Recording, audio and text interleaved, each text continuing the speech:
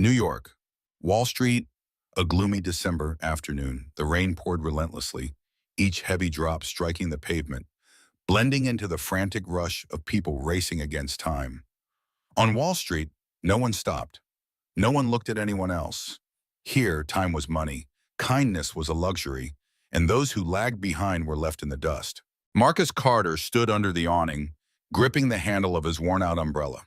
On his phone screen was a list of top financial firms: Morgan Stanley, Goldman Sachs, J.P. Morgan, had rejected his applications.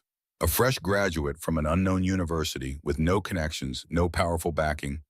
He had nothing but sheer determination. Across the street, a middle-aged man was hunched under another awning, his dark shirt soaked from the downpour. No umbrella, no luxurious coat. His once polished shoes were now stained with water, leaving darkened streaks across the leather. People rushed past him without a glance, as if he didn't exist. Marcus watched for a moment, then without hesitation he crossed the street. "Want to share some cover?" His voice was casual as he raised his umbrella slightly. "I've got room, and I'm guessing you don't want to stand there all day." The man looked up, his sharp gray eyes flickering with a brief moment of surprise. He glanced at Marcus, then at the umbrella, as if debating whether to accept the gesture. Finally, a faint smile appeared, subtle but unmistakable. "Thank you, really," he said, his voice rough, tinged with exhaustion from the long day. Marcus nodded, saying nothing more. To him, helping someone in need wasn't something to think twice about. It was just the right thing to do. The man shivered slightly, pulling his collar up in a futile attempt to ward off the cold. Exhaling a slow breath, he stared off into the distance, as if speaking more to himself than to Marcus. "This morning the sky was clear, the sun was shining. I thought there was no need to carry an umbrella." He let out a small chuckle, shaking his head. "And then, just a few hours later, the rain comes pouring down. The weather changes so fast."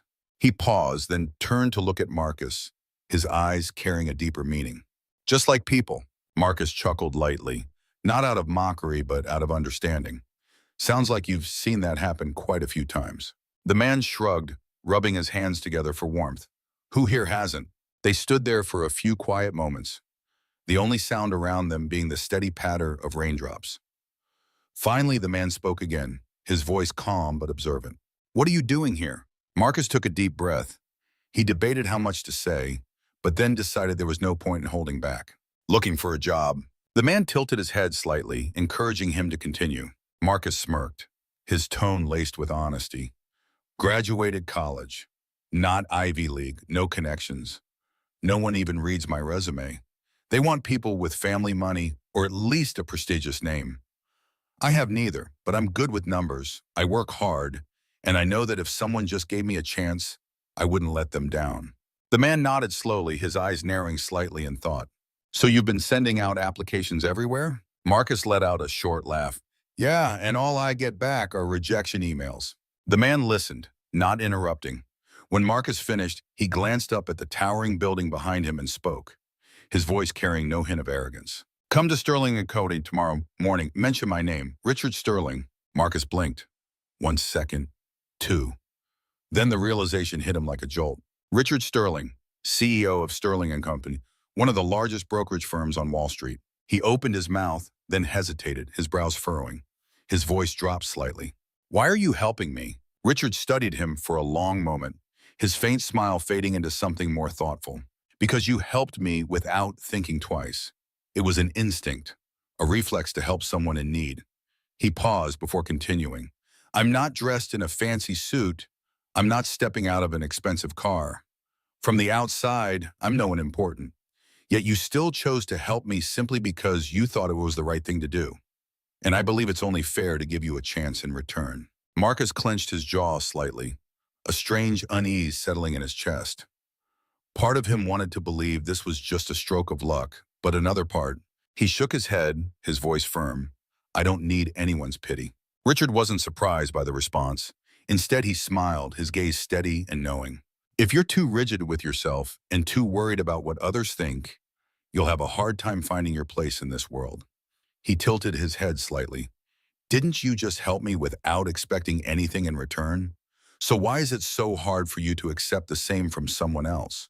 Marcus didn't answer immediately. He felt the weight of Richard's words, but there was still something inside him that resisted. Richard watched him for a moment longer, then nodded.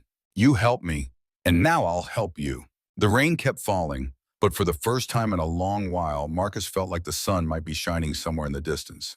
Marcus stepped into the towering building of Sterling and Company, where bright white lights cascaded down from modern chandeliers, reflecting off the polished marble floors. He looked up, feeling as though he had just entered an entirely different world. People in expensive suits moved swiftly, conversations filling the hallways, each carrying a sense of urgency and purpose.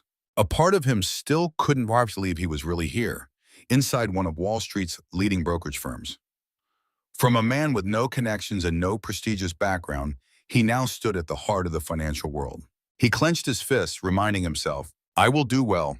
This is my chance to prove myself. He had no Ivy League degree, no wealthy family to back him, but he had diligence, determination, and an unbreakable spirit.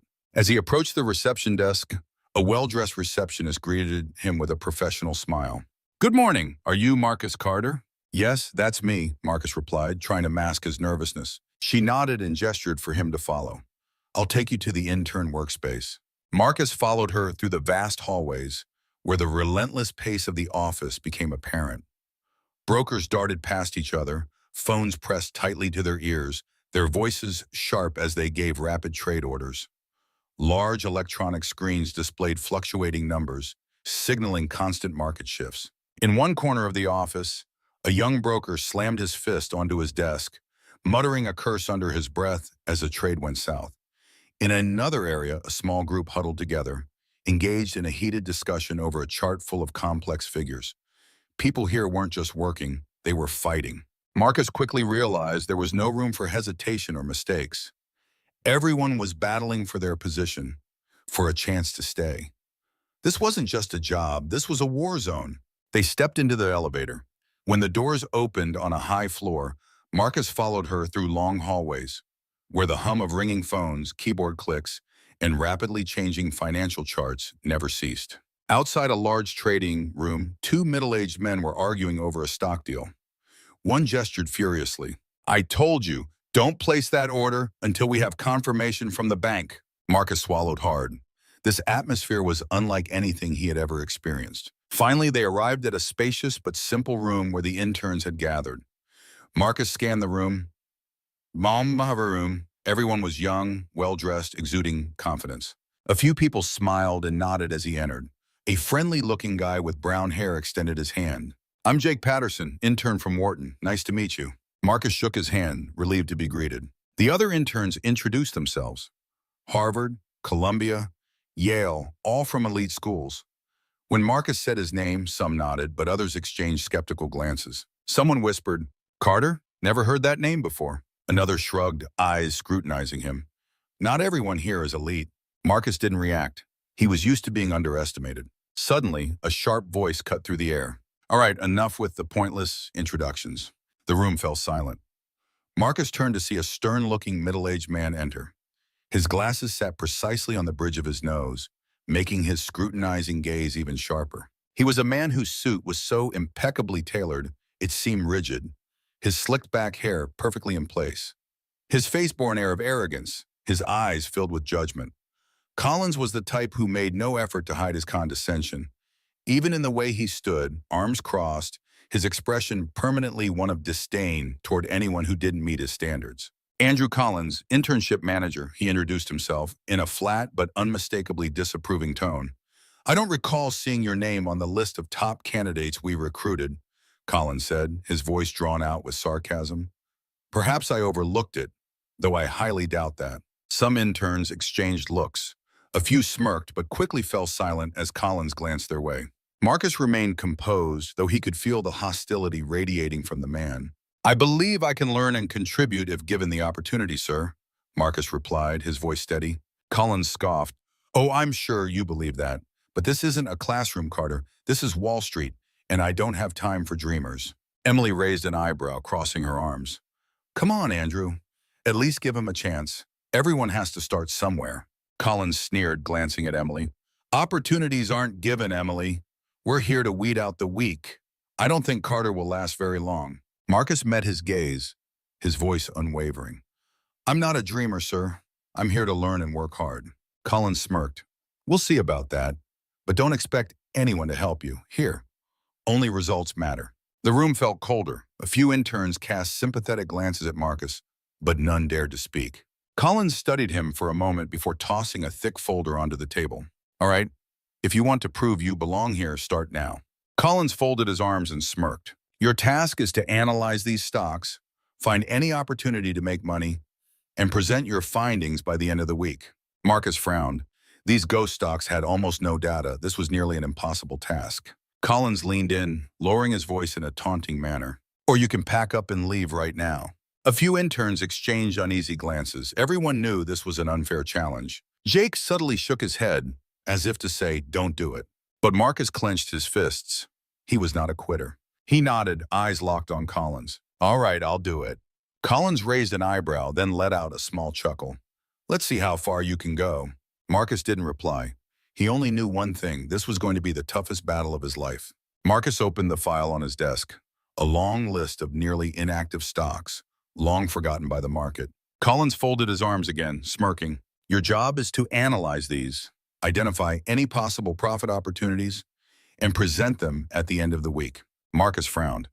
He had only 7 days to complete a task that even a seasoned broker would need a month to tackle. He looked up at Collins. Can I use the firm's internal data to support my research? Collins sneered. Of course not. If you think you're as good as you say, figure it out yourself. A few interns chuckled under their breath as Collins took a step closer, gazing down at Marcus with an amused, almost cruel expression. Or are you looking for special treatment?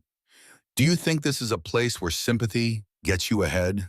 A scoff came from Nathan, Collins' loyal assistant. Marcus clenched his jaw. He knew this wasn't a test of skill. It was a deliberate move to eliminate him. Or you can pack up and leave right now, Collins repeated, voice laced with challenge. Jake shook his head slightly, signaling Marcus to back down. But Marcus simply tightened his grip. He wasn't about to give up. He nodded firmly, keeping his gaze on Collins. All right, I'll get it done. Collins arched an eyebrow before chuckling. Let's see how long you last. Marcus spent the entire morning trying to begin his work. But less than an hour later, another intern, Nathan, Collins' assistant, approached his desk. Carter, Mr. Collins wants you to get him a coffee. Marcus looked up. A coffee? Nathan shrugged. Americano. No sugar, no milk, just the right temperature. Not too hot. And hurry up, don't waste time. A few interns smirked mockingly. Marcus clenched his fists. This was not the job of a financial intern. He glanced around. No one else had been assigned such a task. Jake gave him a quiet, sympathetic look. Emily frowned slightly, but no one spoke up. Marcus took a deep breath. He knew exactly what was happening. Collins was testing his patience. He stood up, grabbed his coat, and walked out. 15 minutes later, he returned with a steaming cup of coffee and placed it on Collins' desk. Collins picked up the cup, took a sip, and shrugged. 2 minutes late? Not surprising, I guess speed isn't your strong suit. A quiet round of snickers echoed across the room. Marcus remained silent. He knew there was no way to satisfy this man. But it didn't stop there. The next day, Marcus was sent to make photocopies. The following day, he was ordered to carry files from the top floor to the conference room, a job meant for administrative staff. After that, he was assigned to arrange meeting tables and prepare water for executive conferences. Collins stood by the door watching him, enjoying every second of Marcus being reduced to a nobody in the firm. Feeling honored, Carter. Work hard. Maybe one day you'll actually be worth something. Some interns remained silent, but they all knew exactly what Collins was doing. A financial internship? Absolutely not. His real work, analyzing the ghost stocks, was pushed to the bottom of his priorities. Every time he tried to sit down and get started, Nathan or Collins appeared with another pointless task. Carter, why are you still sitting here? Take this file down to legal. Carter, the printer jammed. Fix it. Carter, I need 10 copies of last quarter's financial report, now. Marcus had no way to refuse. He glanced at the clock, 6 p.m., and he still hadn't touched his actual work. Trapped, 3 days passed. Marcus sat in the intern workroom, dark circles under his eyes from sleepless nights. The screen in front of him was blank. No data, nothing to present in the morning. He ran a hand through his hair in frustration. How was he supposed to analyze something that nobody even cared about? Emily walked by, glanced at his screen, then stopped. You okay? She asked softly. Marcus exhaled deeply, leaning back in his chair. No, I have nothing. I can't work when I spend all day running errands. Emily glanced around before pulling up a chair. Collins doesn't want you to succeed, she said bluntly. Marcus let out a dry laugh. I know. Emily hesitated, then pulled out her phone, opening a financial app. Here's a trick, she said. If you don't have access to internal data, try the open market. There are some public platforms that might help. Marcus blinked and leaned in as Emily scrolled through a financial analysis site showing historical trading data. He held his breath. This could work. Emily nodded and stood up. Don't let Collins beat you too soon. Marcus watched her walk away, a renewed sense of determination rising within him. He turned back to his screen, opened the website, and started working. No matter how much they tried to push him down, he wouldn't let them take this chance away from him. Marcus sat quietly at his small desk, flipping through pages of market data. Unlike the other interns, he wasn't given a list of potential clients. But that didn't mean he was going to give up. If no one handed him an opportunity, he would create one himself. He began studying overlooked stocks, those that had slept for years, ignored by the market, only to suddenly surge at an astonishing rate. He searched for historical patterns, delving into special cases, companies that were once unknown but became overnight sensations. Every night when the other interns had gone home, Marcus remained under the dim office lights, the glow of his computer screen reflected in his determined eyes. He carefully noted down every detail, analyzed each number, and structured his report to be as feasible as possible. His eyes were swollen from lack of sleep, his hands covered in scribbled notes, but he didn't stop. As the presentation day approached, Marcus pushed himself harder. He sought out secondary data sources, called independent analysts, and even browsed financial forms for signals that could reinforce his argument. Sometimes he had to run from one office to another to ask for additional information, only to receive cold stares or curt rejections. But he remained undeterred. Jake and Emily noticed his efforts. One night, Jake walked past and saw Marcus still glued to his screen at nearly 11 o'clock. You're still here? Jake asked, his voice tinged with surprise. Yeah, if I don't do this properly, I won't get a second chance, Marcus replied, eyes never leaving the chart he was analyzing. Emily placed a cup of coffee on his desk. If they're trying to make you fail, the only way to respond is to make sure they can't ignore you. Finally, the presentation day arrived. Marcus stepped onto the stage, gripping his report tightly. Though nervous, he remained composed. He had prepared for this moment, not to impress Collins, but to prove that he belonged here. He took a deep breath, looked directly at the executives and interns seated below, and spoke clearly. Ladies and gentlemen, I want to present an investment portfolio that I believe the market has overlooked. These stocks have a history of sudden surges, with indicators showing strong recovery potential. If invested in correctly, they could yield significant returns. The atmosphere in this room shifted. A few interns looked up, intrigued. Some managers frowned, flipping through Marcus's report. Even the skeptics couldn't deny the fluency and logic in his presentation. An older executive nodded slightly, skimming through the document in his hand. Your figures are quite interesting. Some companies do follow the growth pattern you've analyzed. Another chimed in, but investing in these stocks is still highly risky. Why should we believe this time will yield similar results? Marcus kept his voice steady. Sir, the market always presents opportunities that the majority overlook. These companies have solid foundations. They just haven't been leveraged correctly. If you examine closely, you'll see signs of capital flowing back in. But Collins was different. He folded his arms, a mocking smirk on his face. As Marcus finished his presentation, Collins slowly stood up and clapped sarcastically. Very impressive, Carter. I must admit, you have a persuasive way of speaking, but I'm not interested in pretty theories on paper. If you want to prove that these stocks have real value, great. Find a client willing to invest in them. Otherwise, your presentation is nothing but useless theory. The room fell silent. Some interns looked at Marcus with concern, while others seemed entertained, waiting to see how he would react.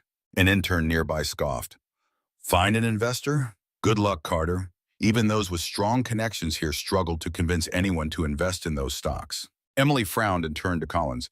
Finding investors isn't an intern's responsibility. He already delivered an excellent presentation.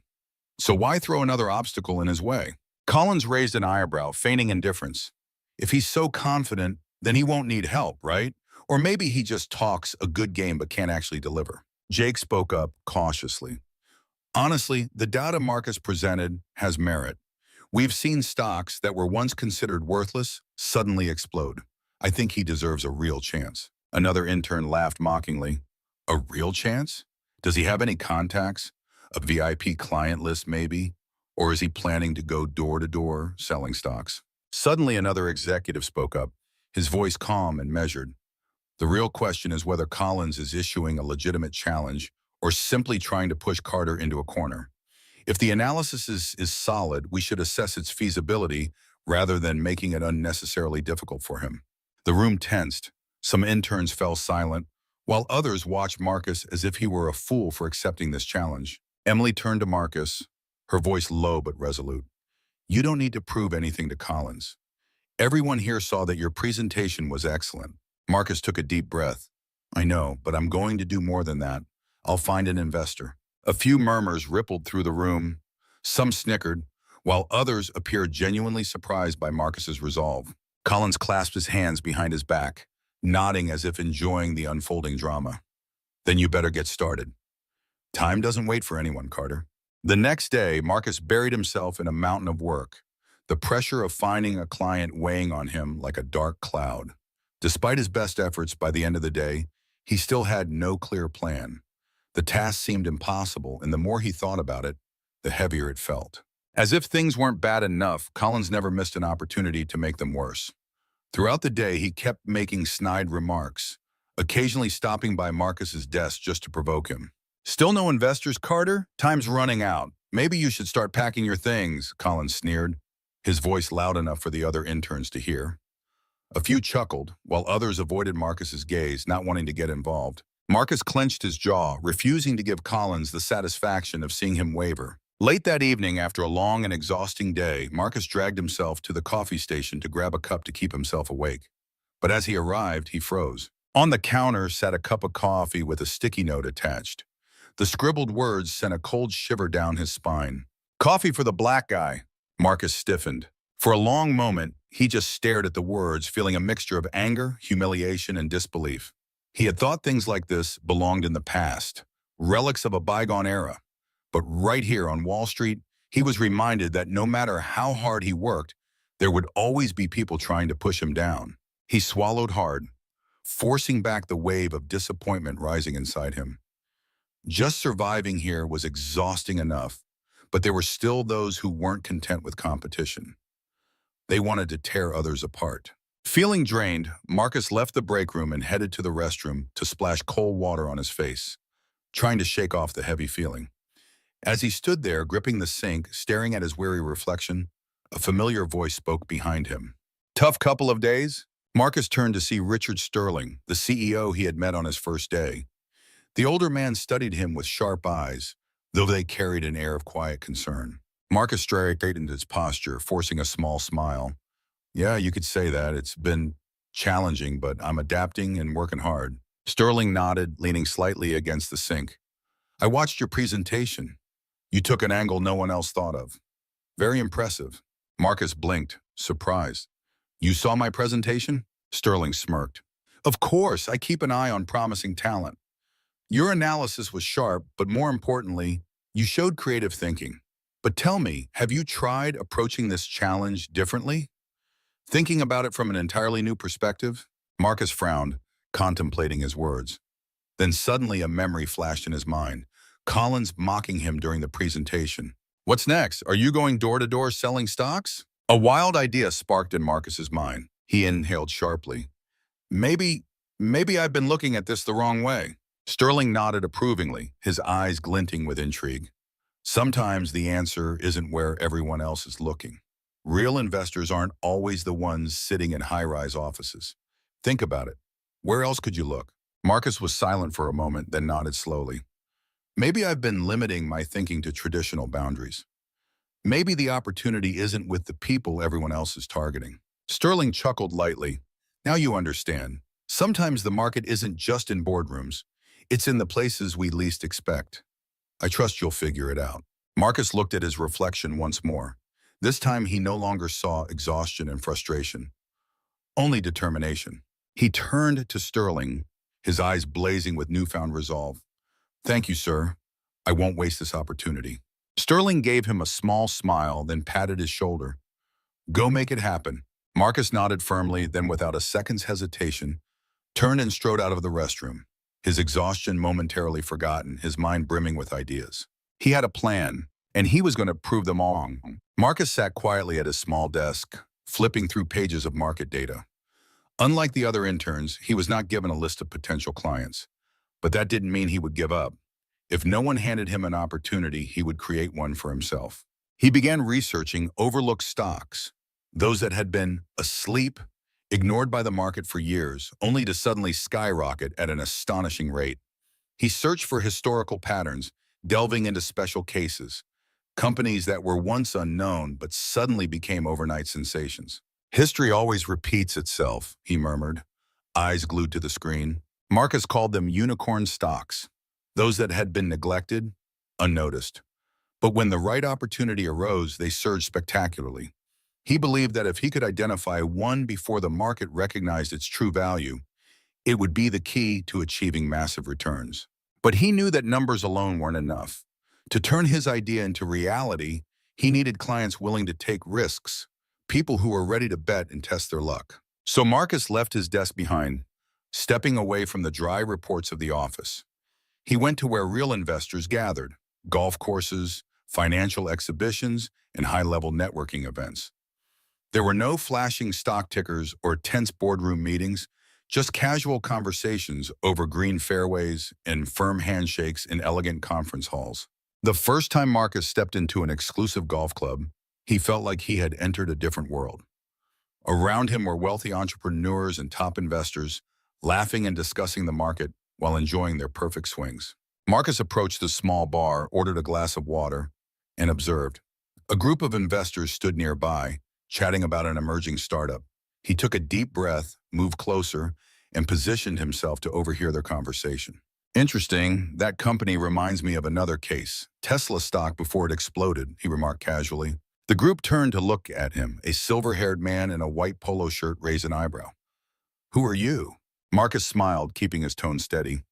Marcus Carter, intern at Sterling & Company. I'm researching unicorn stocks, overlooked stocks with massive growth potential.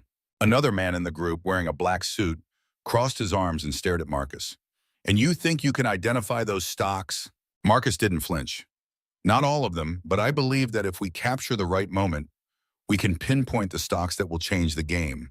And history has shown that this has happened before. The silver-haired man nodded thoughtfully. An intern analyzing stocks like this? Not bad. The man in the black suit smirked. Would you bet on this, Marcus? Without hesitation, Marcus replied, if I had the capital, I'd invest immediately. But what I do have is persistence and vision. I just need to find the right person who believes in that. The group chuckled, but this time it wasn't mocking. It was recognition. Marcus didn't stop at casual conversations. He actively approached each potential investor, presenting a bold approach. I know you usually invest in established stocks, but breakthrough profits often come from places no one expects. I want you to consider this portfolio.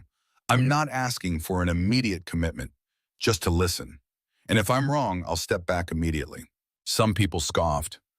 Others looked intrigued, but Marcus didn't waver. He knew that to convince them, he had to demonstrate his knowledge and perseverance. At a financial exhibition, Marcus faced another challenge.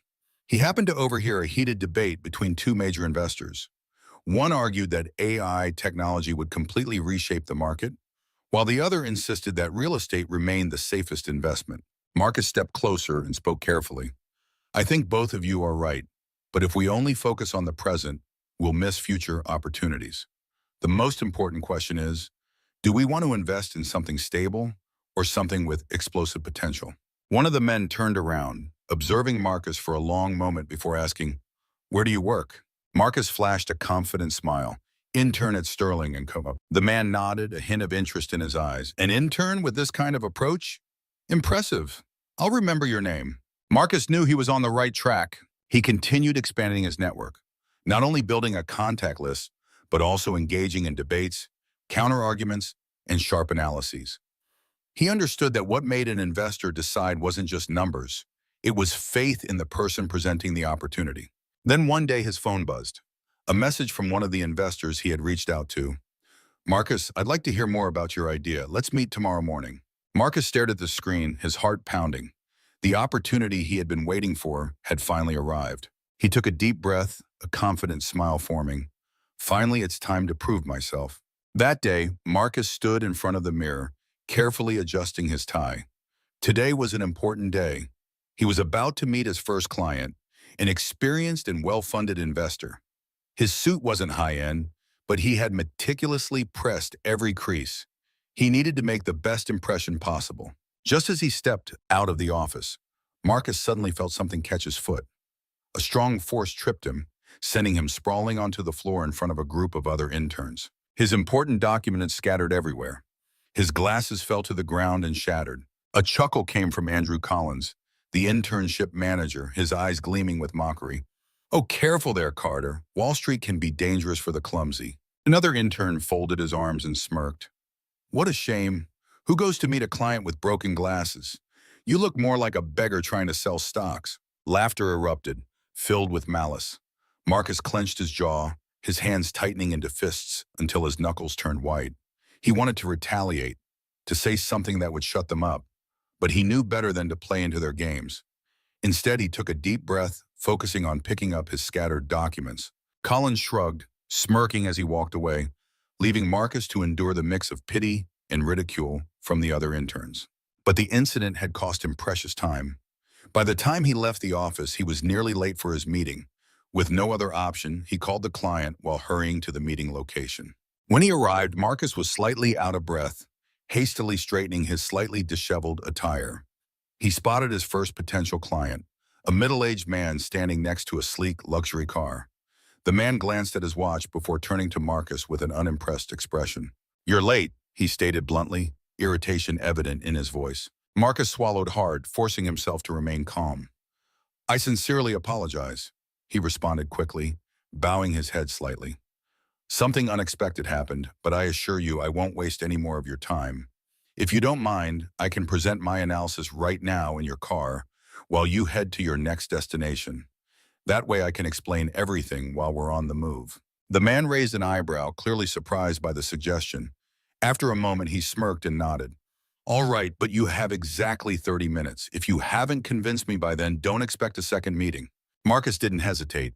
He opened his briefcase. Despite his broken glasses, he focused on the numbers and charts. As the car pulled away, he launched into his analysis of the potential stocks he had identified. Currently, there are several stocks the market has overlooked, but they follow a growth pattern similar to previous breakout stocks. Take this one, for example. 3 months ago, no one cared about it, but based on fundamental indicators and investment flow, it's on track for a strong surge. Marcus flipped open a chart, pointing at a critical point. 10 minutes passed. The man remained silent, simply observing Marcus. But instead of the initial disinterest, a flicker of curiosity appeared in his eyes. "You're saying this stock will follow a pattern similar to Tesla in its early days?" the man asked, skepticism still present, but no longer mocking. Marcus nodded. "Exactly. I'm not saying it will become Tesla, but if you look at the growth trend, this is a highly promising entry point." And here, he turned another page, continuing his presentation. "We can see that the stock's trading volume has been steadily increasing over the past few weeks. It hasn't peaked yet, but there are signals that smart money is flowing in. If we wait until the market realizes its value, we'll miss the best opportunity." 20 minutes passed. The man nodded slightly as Marcus presented a key example, his hand resting on his chin in deep thought. "If I invest, what's my risk?" Marcus answered immediately, without hesitation. "Every investment has risks, but I've analyzed factors that help mitigate them." He pointed at a specific number. "This is a strong support level formed from previous trading sessions. If the price drops below this, you can exit with minimal loss. But if it breaks through this resistance level, your returns could double or even triple." 30 minutes passed. Just as Marcus finished his analysis, the man suddenly burst into laughter. "You're quite something. Who meets a client looking like this? Disheveled, broken glass, and pitching stocks like they're running a race?" Marcus chuckled along. "I believe the stock market doesn't judge people by appearance, but by what they can deliver. Besides, I believe I just met your time requirement. The man smirked again, nodding in approval. You're different. I like your spirit, Marcus. I'll invest in this stock based on your analysis. But remember, don't keep me waiting next time. Marcus exhaled in relief, a genuine smile spreading across his face. I won't let that happen again. Thank you for giving me this opportunity. As the car came to a stop, Marcus stepped out, but something immediately felt off. The buildings around him didn't resemble anything on Wall Street. When he glanced at a street sign, his eyes widened. Wait, this isn't New York, he murmured. The man laughed from inside the car. Good luck, kid. Next time, double-check your destination. Marcus shook his head, chuckling at himself. I guess I learned another lesson today. But for now, looks like I need to find a bus stop. He turned and walked away, feeling more energized than ever. His first client meeting wasn't perfect, but it was a win. And for Marcus, that was all that mattered. Not long after, the stock skyrocketed exactly as Marcus had predicted. The news spread quickly, and his first client couldn't contain his excitement. The moment he saw the profit figures in the report, he burst into laughter and clapped Marcus hard on the back. Kid, you really did it. I've never seen someone close their first deal with such vision, he exclaimed, his eyes gleaming with excitement. Do you know how many people on Wall Street laughed when I said I was investing in that stock? Now they're all biting their nails in regret. Marcus chuckled, unable to hide the satisfaction rising within him. I just relied on data and a bit of intuition, sir. But without your trust, I wouldn't have had this opportunity. The man folded his arms and shook his head, still grinning. Trust? Don't be ridiculous. You don't need anyone to trust you. You just need to prove yourself right. And you did. Without hesitation, he pulled out his phone and dialed a number. Hey, I'm sitting here with a young guy who's got real potential. He just made me a solid profit. You want an investment advisor with vision? Meet him immediately. Marcus was stunned when his first client not only expressed satisfaction, but eagerly introduced him to other major investors. Within a week, he had a series of new meetings scheduled, people who had heard about the intern and who discovered the unicorn stock. Gradually, Marcus adapted to the fast pace of Wall Street. Every morning, he walked into the office with growing confidence, working tirelessly, making calls, attending events, and expanding his network. He understood that in this world, only results determined who truly mattered. After a month of relentless effort, Marcus started gaining serious recognition.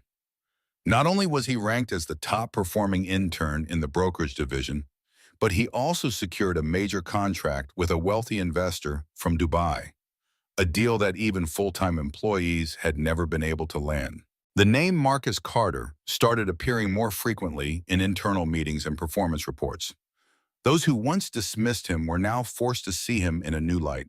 When the latest performance report was sent to the executive board, Richard Sterling personally called Marcus into his office. Marcus stepped in, his heartbeat quickening but his gaze steady. Sterling sat there holding the report, his expression filled with satisfaction. You've done an outstanding job, Marcus, he said in a deep, steady voice.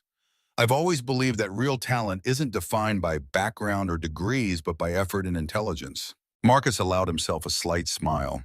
He knew that what he had achieved today wasn't luck. It was the result of countless hours of relentless studying and hard work. No one could deny Marcus's success anymore. Andrew Collins, the internship manager who had once tried to sabotage him, now had no choice but to accept the truth. Marcus Carter had proven he belonged. A few days later, in a company-wide meeting, an official announcement was made. Marcus Carter was now officially hired at Sterling & Company. The entire trading floor buzzed with discussions. Some congratulated him, some were shocked, but everyone knew he had achieved something that few expected. At that very moment, the stock market erupted. The stock Marcus had recommended continued to skyrocket. Numbers soared across the screens, and investors scrambled to buy in, pushing its value to a record high. The trading floor was filled with cheers, firm handshakes, and groans of regret from those who had missed the golden opportunity. The name Marcus Carter's was no longer just that of an exceptional intern. He had become a force to be reckoned with. Those who once mocked him now stood in silent admiration, their expressions shifting from skepticism to respect. Not long after, Andrew Collins, the very man who had ridiculed and hindered Marcus, appeared at his desk. This time there was no smug grin or mocking tone. Collins looked uneasy, his eyes carrying a hint of embarrassment. Marcus, I need to talk, Colin said, his tone slower than usual. I was wrong about you. I let my biases cloud my judgment of your true ability. I want to apologize. Marcus looked at the man who had once been his greatest obstacle. A part of him wanted to dismiss the apology outright, but he knew that sometimes forgiveness was more powerful than victory. He stood up and extended his hand. I don't hold grudges. Everyone makes mistakes. What matters is what we learn from them. Collins hesitated for a moment, then shook Marcus's hand, a genuine handshake, free of arrogance. The employees around them witnessed the moment, understanding that Marcus Carter hadn't just won in business. He had won over people. Looking out from his new office window, Marcus gazed down at the bustling streets of Wall Street. Many like him, once underestimated, were still fighting to prove themselves. But now he was no longer just another nameless intern. His phone buzzed, an unknown number. Marcus, I have a new opportunity that I think you'll like. Meet me at the Empire Club at 7 p.m. Don't disappoint me. Marcus smirked. Another opportunity had arrived, and this time he wasn't just chasing them, he was creating them. Because sometimes a simple act of kindness in the rain could lead to a life-changing opportunity. But for Marcus Carter, this was only the beginning.